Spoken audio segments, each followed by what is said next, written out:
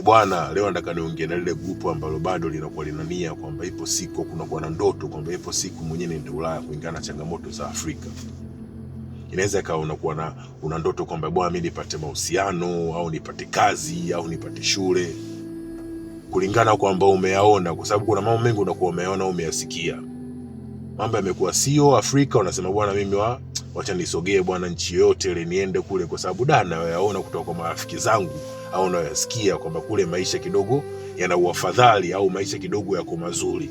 Wacha mimi nikwambie ukweli, huku Ulaya maisha kama huku Finland, huku changamoto ya maisha yameongezeka, kazi hakuna, vitu vinapanda bei, hela hakuna, bili ndo za kutosha, yani bili mlima. Kwa mimi nataka nikwambie ukweli, kama una ndoto hizo za kuja huku, jitayarishe kifikra hapa, jitayarishe mindset yako, jitayarishe, ujue kabisa unakuja huku kupambana.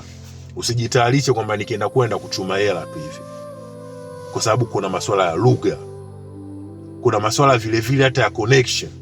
Kwa mimi nakwambia ukweli, huku maisha ya Ulaya yanazidi kuwa changamoto. Yaani siku zinavyozidi kwenda maisha ndio yanavyozidi kuwa magumu. Kwa hiyo anayekuambia unaoyaona, na sana sana anayekuambia ukweli kwamba sijui mimi napata mshahara sijui hivi na hivi na hivi, akwambie ukweli na changamoto zake vile vile mpaka alivyoipata hiyo kazi.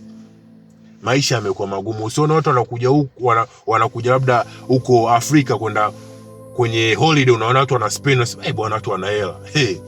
Hiyo hela wameisevu kwa jasho, kwa kukimbizana.